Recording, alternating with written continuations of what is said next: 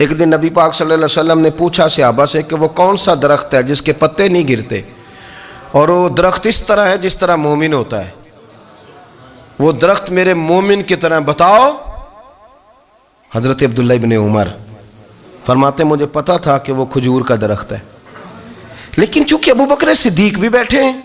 عمر فاروق بھی بیٹھے ہیں، مولا علی بھی بیٹھے ہیں، عثمان غنی بھی بیٹھے ہیں، اتنے جید لوگ بیٹھے ہیں، تو مجھے حیا آتی تھی کہ میں کیوں جواب دوں۔ کہتے سرکار نے کئی دفعہ پوچھا، لوگوں نے کئی اور درخت بتائے، پر فرمایا تمہارا جواب درست نہیں ہے۔ آپ حیا کے اس پہلو پر غور کریں کہ سوال کا جواب آتا ہے، سوال کا جواب، یعنی مجھے سوال کا جواب آتا اور پھر میں دوں نہ، مجھے بدعزمی نہ ہو جائے گی۔ یہ کیسے ممکن ہے کہ میری رات گزر جائے، مجھے پتا بھی تھا اور میں نے بتایا نہیں۔ بہت سارے لوگ آ کے بہت ساری باتیں بتاتے ہیں، بہت ساری باتیں وہ سمجھاتے ہیں، تو ہم غور سے ان کا چہرہ دیکھنے لگ جاتے ہیں، کہتے ہیں یار اس کا تو دعویٰ تھا کہ میں سمجھنے آتا ہوں، تو یہ تو ہمیں سمجھا رہا ہے، چلو الحمدللہ ہم سمجھنے کو تیار ہیں۔ لیکن میرے عزیز، پتہ بھی ہے جواب کا، علم بھی ہے، لیکن فرماتے ہیں میری حیا نے مجھے اجازت نہ دی کہ میں جواب دوں۔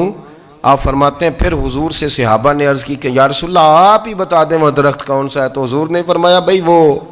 کھجور کا درخت ہے۔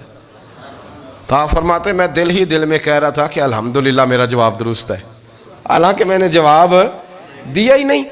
تو لفظوں میں حیا، جملوں میں حیا، آنکھوں میں حیا، اٹھنے میں حیا، بیٹھنے میں حیا، چلنے میں حیا ایک خوبصورت حسن ہے، اور نبی پاک صلی اللہ علیہ وسلم نے فرمایا جب تو بے حیا ہو جائے نا پھر تو آزاد ہے، پھر تو جو مرضی کا، پھر تو جو۔ اس لیے بزرگ جب کسی کو بے حیا کہتے تھے نا، اللہ اکبر، اور جب کسی کو کہتے تھے نا یہ بے حیا ہے، تو لوگ سمجھتے تھے کہ کوئی ہلکی سی بات کر دی ہے، لیکن ان کا معنی یہ ہوتا تھا کہ بس بھائی اب اس کے ساتھ کوئی کلام کرنے کی ضرورت ہے، اس کو اب اصلاح کی ضرورت نہیں، یہ بے حیا ہے۔ کیا معنی؟ کہ اب یہ جو اس کے دل میں آئے گا وہ کرے گا، جو اس کی طبیعت چاہے گی وہ کرے گا۔